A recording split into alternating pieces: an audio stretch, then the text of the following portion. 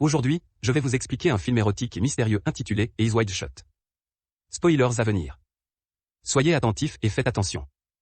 C'est une nuit délicieuse à New York, et Bill et Alice Rutherford se préparent pour la fête à laquelle ils ont été invités. Le jeune et beau couple marié dit au revoir à sa jeune fille, qu'il laisse à la babysitter.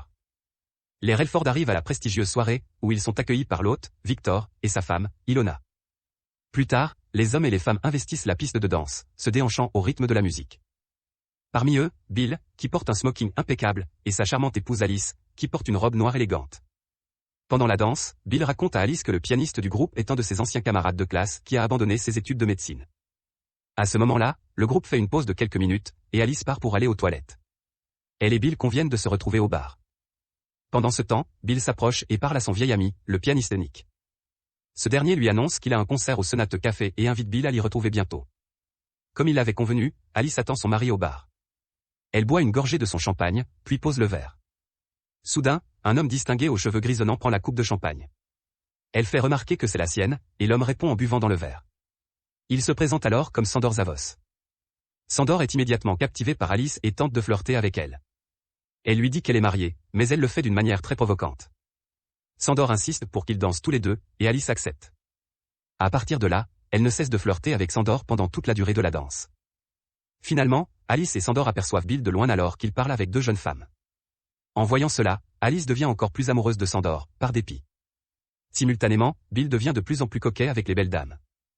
Les deux femmes prennent chacune un bras et commencent à emmener Bill quelque part. Avant qu'elles ne puissent arriver à destination, un homme interrompt le trio. L'homme dit que Victor cherche Bill en raison d'une urgence médicale. Bill prend congé et va le voir. Victor se rhabille à la hâte tout en paniquant devant la femme nue et inconsciente qui se trouve dans sa chambre. Lorsque Bill arrive, il examine la femme et demande à Victor ce qui s'est passé exactement. Victor explique que la femme, Mandy, a pris de la drogue et qu'elle est soudainement tombée inconsciente. Bill appelle Mandy par son nom pour voir si elle va réagir. Après avoir obtenu et maintenu l'attention de Mandy, il parvient à lui faire reprendre ses esprits. Bill lui recommande alors de se reposer pendant 1 heure, puis demande à Victor de demander à quelqu'un de la ramener chez elle. Pendant ce temps, Alice se libère de son charme et dit fermement à Sandor qu'elle doit partir.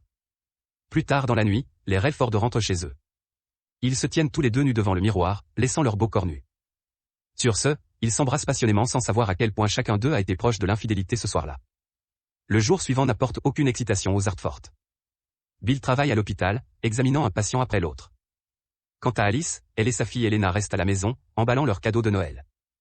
Au cours de la soirée, Alice prépare un joint qu'elle partagera avec Bill. Dans leur chambre, Alice interroge soudain Bill sur les deux jeunes femmes auxquelles il parlait hier soir à la fête. Bill nie qu'il les draguait, mais Alice continue de se montrer antagoniste à ce sujet. Elle semble être dans un état instable et émotionnel, car elle continue à pousser son mari à la dispute. En retour, la soudaine explosion d'énergie agressive d'Alice exaspère son mari. Elle est furieuse que Bill ne semble jamais être jaloux, et il lui répond que c'est parce qu'il a confiance en elle. Alice raconte alors avec malice les vacances qu'ils ont passées à Cape Cod, où ils ont vu un officier de marine qui l'attirait profondément.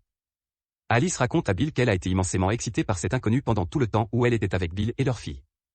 Elle admet même avoir envisagé d'avoir une liaison avec lui et de renoncer à son mariage, et à sa fille.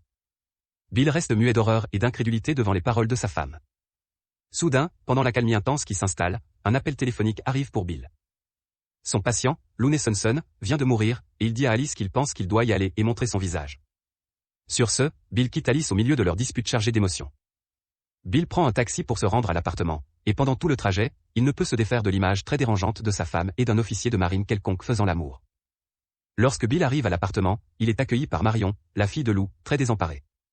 Elle explique qu'elle a laissé son père dans la chambre, pensant qu'il dormait simplement, mais qu'elle a réalisé plus tard qu'il ne respirait plus. Bill lui offre quelques mots de réconfort, et Marion le remercie en larmes. Marion commence alors à parler de son petit ami Carl, disant qu'ils vont bientôt se marier et qu'ils vont déménager dans le Michigan. Soudain, quelque chose d'étrange se produit. Sans prévenir, Marion embrasse Bill passionnément. Elle lui avoue son amour, laissant l'homme marié sous le choc. Bill pense qu'elle est peut-être très perturbée par le deuil de son père et qu'elle ne sait pas ce qu'elle dit ou fait. Pourtant, Marion insiste sur le fait qu'elle l'aime et qu'elle ne veut pas aller dans le Michigan car elle veut au moins vivre près de lui. À ce moment-là, on sonne à la porte et Carl arrive. Carl va embrasser Marion et la réconforter, puis s'approche de Bill pour le saluer. C'est alors que Bill prend congé, et Marion est sous le choc en regardant Bill s'éloigner après son audacieuse confession d'amour. Bill marche dans les rues de New York, il doit rentrer chez lui à pied. Pourtant, il est gêné par l'idée qu'un inconnu ait profondément excité sa femme, la transformant pratiquement en une pauvre fille désespérée. Alors qu'il traverse la rue, Bill est suivi par une jeune femme en manteau de fourrure. La femme flirte avec lui avant de l'inviter dans son appartement, qui n'est qu'à quelques pas. Bill accepte et suit la call girl dans son appartement, où ils se mettent d'accord sur un prix. Ils commencent à s'embrasser, mais soudain, le téléphone de Bill sonne. Alice est au bout du fil et lui demande à quelle heure il sera rentré. Bill ment et dit qu'il est toujours à la résidence des Nelsonson. Puis, il ajoute qu'il lui faudra un certain temps avant de pouvoir rentrer chez lui. Avec un soudain changement d'avis, Bill paie la femme et part. Une fois de plus, il marche dans la rue et tombe sur le Sonate Café. De l'extérieur, il voit la photo de son vieil ami Nick, annoncé comme pianiste pour la soirée. Bill décide d'aller voir son ami. Dans le café, il s'assied et commande une bière en attendant Nick, qui vient de finir de jouer. Lorsque Nick aperçoit Bill de la table, il va s'asseoir avec lui. Il fait savoir à Bill qu'il se produira à nouveau le soir même dans un lieu tenu secret. Nick commence à raconter cette soirée secrète. Il devait jouer du piano les yeux bandés, et quand le bandeau s'est détaché, il n'avait jamais rien vu de tel dans le monde. Soudain, Nick reçoit un appel, l'informant de l'adresse de la fête et du mot de passe pour y accéder. Bill persuade alors Nick de l'emmener à cette mystérieuse fête, mais Nick dit à Bill qu'il a besoin d'un costume et d'un masque pour y entrer. Bill va voir Peter Groening, son ancien patient et le propriétaire d'un magasin de costumes appelé Rainbow Fashion. À la grande déception de Bill, Peter a déjà déménagé à Chicago, et son magasin appartient maintenant à M. Milik. Heureusement, M. Milik est prêt à aider Bill à obtenir un costume moyennant un supplément. Dans la salle des costumes, Bill demande une cape avec une capuche, un masque et un smoking. Ensuite, Milich et Bill se feraient un chemin dans le hall des costumes. Alors que Milich cherche la cape, il entend soudain un bruit sourd provenant de son bureau au bout du couloir. Milich est surpris de voir une table remplie de nourriture qui avait été laissée là. Il entend un homme éternuer derrière l'armoire, et il découvre bientôt deux hommes et sa fille adolescente en sous-vêtements. Furieux, Milich piège les deux hommes dans le bureau tandis que la fille de Milich court vers Bill et l'embrasse. Elle lui sourit en flirtant et le serre dans ses bras. Milich ordonne à sa fille de partir, et Milich se remet à chercher la cape de Bill.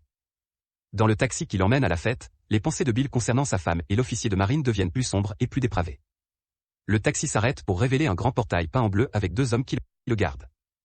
Bill paie un supplément au taxi pour qu'il l'attende avant de se rendre au portail.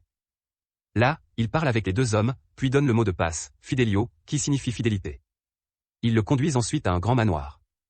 Il y entre et met sa cape et son masque. Là, Bill découvre la chose la plus bizarre qu'il ait vue de sa vie. Plusieurs individus portent la même cape que lui, et chacun porte un masque vénitien. Au milieu de la pièce se trouve un homme en cape rouge tenant un sceptre. Il est entouré de personnes en cape noire disposées en cercle. Il frappe son sceptre, et les manteaux noirs tombent, révélant plusieurs belles femmes nues. Alors que le rituel se poursuit, chaque femme embrasse la personne suivante sur sa droite à travers le masque d'opéra. Le rituel sensuel se termine lorsque le baiser a fait un tour complet, et le maître en cape rouge frappe son sceptre devant chaque femme, qui se lève et par une. Une femme portant un masque à plumes noires s'approche de Bill, puis l'avertit de partir car il court un grand danger.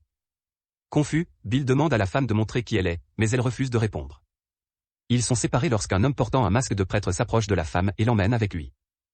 Ensuite, Bill commence à faire le tour du manoir, et finit par trouver plusieurs hommes et femmes qui s'embrassent en groupe.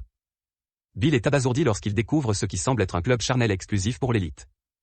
Soudain, la femme au masque à plumes noires revient, et une fois de plus, elle tente de convaincre Bill de partir. Après avoir échoué à le persuader, la femme s'en va et Bill est abordé par un majordome qui lui demande de le suivre. Le majordome emmène Bill dans une pièce où le maître est assis sur une chaise. Autour de lui, plusieurs membres du club portent leur cape noire. Tous les yeux sont rivés sur Bill, qui est interrogé par le maître, qui lui demande le mot de passe. Bill répond « Fidelio » et le maître dit que c'est le mot de passe pour entrer, mais il demande le mot de passe de la maison. Bill ment en disant qu'il a oublié le mot de passe, et le maître devient furieux. Il exige alors que Bill se déshabille. Avant qu'il ne puisse le faire, la femme au masque à plumes noires apparaît, exigeant qu'il laisse Bill partir. En échange, elle sera celle qui le rachètera. Le maître accepte et laisse partir Bill à la condition qu'il ne le dise à personne, sinon il y aura des conséquences pour lui et sa famille. Avant de partir, Bill demande ce qu'il adviendra de la femme au masque à plumes noires. Le maître répond sinistrement que personne ne peut changer son destin maintenant. Bill rentre chez lui vers 4 heures du matin. Il cache son costume sur un petit bureau, puis se rend dans la chambre à coucher où il trouve Alice riant aux éclats dans son sommeil. Bill décide de la réveiller car il pense qu'elle fait peut-être un cauchemar. Alice se réveille en pleurant, disant qu'elle a fait un rêve horrible. Elle raconte ensuite à Bill qu'elle se trouvait dans une ville déserte avec lui, et qu'il était nu. Elle se sentait mal et avait honte, et elle était aussi en colère contre Bill, car elle pensait que c'était de sa faute. Bill est parti chercher des vêtements pour eux, mais le rêve a soudainement changé. Elle était allongée nue au soleil dans un magnifique jardin et, sortant des bois, l'officier de marine est venu à elle et ils ont fait l'amour. Une centaine d'hommes sont apparus et l'ont entourée de nulle part, et elle l'a fait avec chacun d'eux. Elle se rend alors compte que Bill la regarde dans les bras de tous ces hommes. Elle se met à rire parce qu'elle veut se moquer de Bill, alors elle rit aussi fort qu'elle le peut. Alice pleure maintenant dans les bras de Bill, et ce dernier reste assis, complètement horrifié et effrayé après avoir entendu le rêve dépravé de sa femme. Le lendemain matin, Bill se rend au Sonate Café pour chercher Nick. Le café semble être fermé car il est trop tôt, alors Bill entre dans le restaurant adjacent, où il commande une tasse de café. Là, il demande à la serveuse si elle connaît Nick, et elle lui répond que oui. Après avoir menti sur une urgence médicale, Bill reçoit l'adresse de Nick de la serveuse. Bill passe ensuite à l'hôtel où se trouve Nick, et il est accueilli par le réceptionniste, qui lui dit que Nick a déjà quitté l'hôtel. Il explique que Nick a quitté l'hôtel à 5 heures du matin, accompagné d'hommes costauds. Le réceptionniste mentionne même que Nick avait l'air effrayé. Bill prend congé puis se rend à Rainbow Fashion pour rendre le costume. Là-bas, il est surpris de constater que le masque a disparu. Soudain, la fille de Milic sort de l'arrière-boutique, vêtue d'une simple robe de chambre. Les deux hommes que Milic avait enfermés dans le bureau la nuit dernière sortent également de l'arrière-boutique, ce qui surprend Bill. Celui-ci interroge Milic à ce sujet, disant qu'il pensait qu'il allait appeler la police. Milic explique qu'ils ont trouvé un autre arrangement, sous-entendant qu'il avait payé pour avoir leur chance avec la fille de Milic, ce que Milic lui-même approuvait. Milic remarque alors que Bill est le bienvenu dans tout ce qu'il veut, même si ce n'est pas un costume. En disant cela, Milic met son bras autour de sa fille adolescente. Bill retourne au manoir. Il marche jusqu'à la porte bleue, et une caméra de sécurité le surprend en train de regarder. Puis, une voiture arrive de l'autre côté de la porte. Un vieil homme sort de la voiture et remet à Bill une lettre qui lui est directement adressée à son nom complet. La lettre dit « Renoncez à vos demandes de renseignements qui sont totalement inutiles et considérez ces mots comme un second avertissement. Nous espérons, pour votre bien, que cela sera suffisant. » Lorsque Bill rentre chez lui, il trouve Alice en train d'aider leur fille à faire ses devoirs. Il dit ensuite à Alice qu'ils doivent dîner tôt car il a un rendez-vous ce soir-là. Bill va à la cuisine pour prendre un verre, et Alice lui sourit. Bill lui sourit en retour, tout en ayant des pensées dérangeantes dans la tête à propos du rêve d'Alice la nuit dernière. Bill retourne à son bureau, où il appelle la résidence des Nasonson, en espérant que Marion décrochera. À sa grande déception, c'est son petit ami Carl qui décroche. Après avoir entendu Carl à l'autre bout du fil, il raccroche. Bill se rend ensuite à l'appartement de la call girl qu'il a rencontrée, mais sa colocataire Sally est la seule présente. Sally invite Bill dans l'appartement, où ils commencent à se toucher en flirtant. Soudain, Sally annonce à Bill que la call girl, Domino, a été testée séropositive ce matin et qu'elle ne pense pas revenir de sitôt. Sur ce, Bill quitte l'appartement. Alors qu'il marche dans la rue la nuit, il est suivi de près par un homme chauve dans un manteau brun. Bill tente de lui échapper, mais le chauve suit sa trace de près. Bill s'arrête alors devant un kiosque à journaux pour attendre le prochain mouvement du chauve. L'homme finit par s'éloigner, laissant Bill seul. Bill achète un journal et entre dans un café voisin où il commande un cappuccino. Alors qu'il attend sa commande, il lit un article dans le journal dont le titre est « Une ex-reine de beauté fait une surdose dans un hôtel ». Le nom de la femme était Amanda. C'est alors que Bill réalise que la femme au masque à plumes noires était Mandy, la femme qu'il a aidée à la fête de Victor. Bill se rend à l'hôpital où se trouve Mandy et est choqué de découvrir qu'elle est déjà morte. Bill rend ensuite visite à son corps à la morgue, où il est horrifié par ce qui lui est arrivé. En sortant, il reçoit un appel de Victor, qui lui demande de venir chez lui. Bill arrive chez Victor, et là, Victor confronte Bill sur ce qui s'est passé la nuit précédente. Il lui explique qu'il a vu tout ce qui s'est passé. Bill est d'abord inquiet pour Nick, mais Victor lui assure que Nick est vivant. Il dit aussi que la femme qu'il a avertie n'était qu'une mascarade pour l'effrayer. Bien sûr, cela met Bill en colère, et il affirme que les charades ne se terminent pas par la mort des gens. Bill tend alors à Victor un morceau découpé du journal avec l'article sur Mandy. À cela, Victor répond que Mandy a fait une surdose. Elle n'a pas été tuée. Après la confrontation, Bill rentre chez lui, dans son appartement. Là, il voit son masque d'opéra manquant à côté d'Alice, qui dort encore. Le poids des événements a fini par peser sur Bill, et en voyant le masque, il s'effondre en larmes, ce qui réveille Alice. Bill ne peut que lui promettre qu'il lui dira tout. Le lendemain matin, Bill et Alice sont tous deux en larmes après le récit de Bill. Elle lui dit qu'Elena va bientôt se réveiller et qu'elle s'attend à ce qu'il l'emmène faire ses achats de Noël. Au magasin, Bill et Alice accompagnent leur fille. Tous les deux sont silencieux, intenses. Bill demande à Alice ce qu'il devrait faire, ce à quoi Alice répond qu'il devrait être reconnaissant d'avoir réussi à survivre à toutes leurs aventures, qu'elle ait été réelle ou seulement un rêve. Lorsqu'on lui demande si elle en est sûre, Alice répond qu'elle est aussi sûre qu'elle l'est que la réalité d'une nuit, sans parler de toute une vie, ne peut jamais être toute la vérité. À cela, Bill répond, et aucun rêve n'est jamais qu'un rêve. Alice acquiesce et dit à Bill que l'important, c'est qu'ils sont réveillés maintenant et, espérons-le, pour longtemps. Bill dit alors, forever, ce qui effraie Alice, qui répond que ce mot lui fait peur. Elle continue en disant qu'elle l'aime et qu'ils doivent refaire l'amour très bientôt.